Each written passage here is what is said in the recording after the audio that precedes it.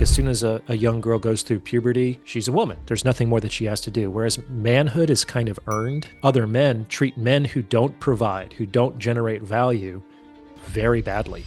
In today's video, gents, I'm going to introduce you to one of my favorite YouTubers, Dr. Orion Taraban over at Psychax. Now, gents, if you haven't watched any of his videos, you are in for a treat. If you have all the other things, but you don't have a spine and some balls, then you're not a man. Because they help men better understand relationships, Politics and religion and your exes and your traumatic childhood, these are things that you really shouldn't be talking about potentially on a first date. and ask questions that can change their lives. The universe is being completely deterministic. So the question is sort of like, how do people improve?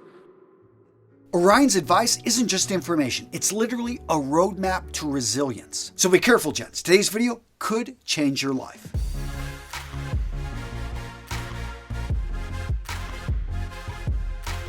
So I'm having a conversation with a man, and I realize like he's just having trouble with purpose, motivation. Do you ever talk with people like this? And what advice would you maybe give these men that are having trouble with the struggle of life because they've done the work and they're trying to do everything right? They're just not getting the results. So there's kind of two parts to this. First, let's talk about the rudderless young men, and then we'll talk about this particular example where he feels like he's tried everything and he's feeling hopeless. I think it is very important to have an overarching purpose to your life. But one of the mistakes that I made as a young man is I tried to figure out what that purpose was alone in my room. And I spent many, many months ruminating and spinning my wheels. What life do I want to lead? Who do I want to be? Playing chess 50 moves out before I even made my opener. And that was a lot of wasted time because even when I came to some sort of tentative conclusions, as soon as I stepped into the world and tried to enact them, the world was like, nope.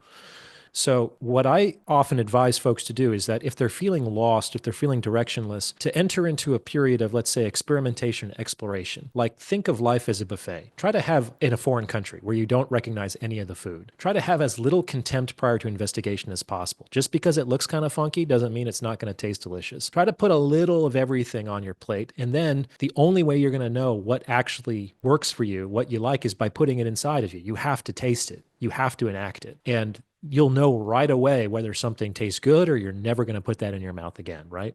And so to kind of explore and experiment so that you know where to go back for seconds on your next round at the buffet cart. So I think it's important to find your purpose by exploring how you feel as a consequence of moving through life. I don't think it's an abstract thing that you can decide. Like, for example, my life has turned out to be very, very different from what I thought it was going to be and what I intended it to be when I was a young man. And there was sort of a grieving period where I gave up on the dreams of my youth, the life that I thought I wanted for myself, to begin to embrace more fully the life that the world had in store for me, and to have some sort of faith that maybe there is some goodness and some purpose to the way that this is turning out. Even though for a while during that transition, it just felt like I was failing. It just felt like I was losing because I was comparing my current progress to what I had arbitrarily decided my life was going to be when I was 20 years old, instead of like accepting the way my life was heading and saying, what good might be on this path? Is there anything here that I can really get behind? Is there anything here that can nourish me and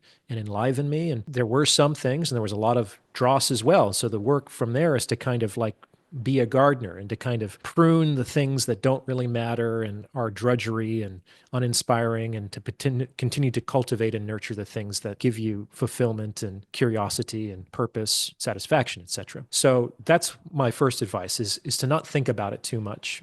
There is a second part here with him struggling for 20 years. 10 different jobs. He's doing the work. He's just not getting the results. And it came from a tough family situation, so he didn't finish his, he quit school when he was 14 or 15. He did have even a little bit of a learning disability. But you can see that this guy's putting in, like he's been fighting. He's out there trying to make things. He's not giving up, but it's getting harder to not give up. 20 years is a long time. So I can understand why he might be feeling hopeless. Sometimes it takes a while to figure out why you had to struggle the way that you did. I had a pretty rough childhood in many respects, and my adolescence and young adulthood was particularly difficult. But now, 20 years later, that time in my life has been a source of great meaning and value that I can provide to others. A lot of the reason why I think my content resonates with people is I'm not just saying the literature says this, and this is what I read in a textbook. It's like I've been depressed. I've had panic attacks. I've been heartbroken. I've been broke. And I'm not those things anymore. I haven't been depressed in a long time. I haven't had a panic attack in years. I'm making great money. I have satisfying relationships. So it's like I've been in the trenches where a lot of people are, and I found a way out. Now, if I built a time machine and went back to my 20-year-old self and said, Orion, it's really great that you're depressed because 20 years from now, you're going to be able to help people get out of depression.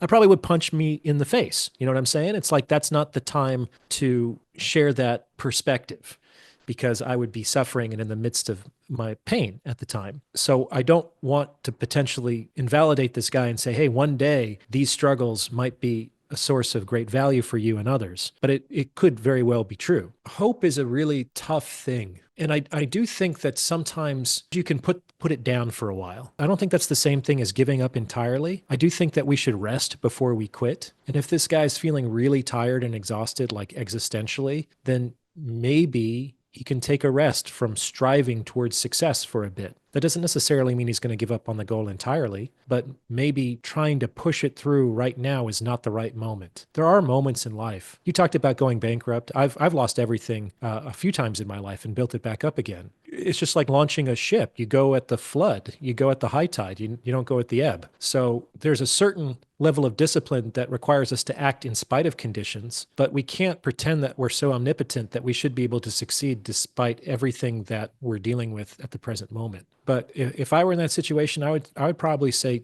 take a break. And I don't think that necessarily means that all of the efforts that he's done up until that point are meaningless. Sometimes things have this magical way of like making sense in a Slumdog Millionaire kind of a way, where all of your random experiences actually have prepared you for this one moment that you didn't even know or think that you could possibly confront.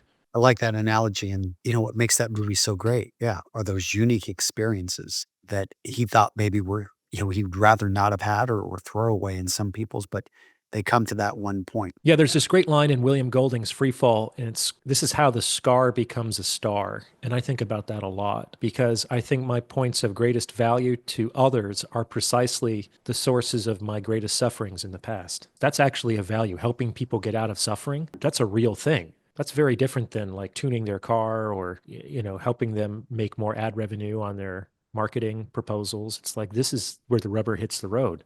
And if you can actually help people to do that, oh my gosh, it's like it could be one of the most fulfilling and rewarding vocations or professions you could possibly dream of. I think the tough part for a lot of guys, especially men, we're looked at as supposed to be providers. And we know that these are the type of value that you can bring that can transform our life, but it's not one that our society really rewards much financially. Oftentimes, it seems. Yeah, I do think that that can be problematic for men. For better or for worse, there isn't that kind of expectation on women. And I think that ultimately comes down to the fact that like womanness is like a given. It's almost like as soon as a young girl goes through puberty, she's a woman, she's a lady. There's nothing more that she has to do. Whereas manhood is kind of earned. Like that's why almost every indigenous or traditional culture has a rite of passage that's primarily for men. It's like menarche is the rite of passage for young girls. But for men, they have to demonstrate their courage or their competence or their strength or their tolerance of pain in order to enter into manhood in earnest. And I think that society and I mean not just women, but other men treat men who don't provide, who don't generate value very badly.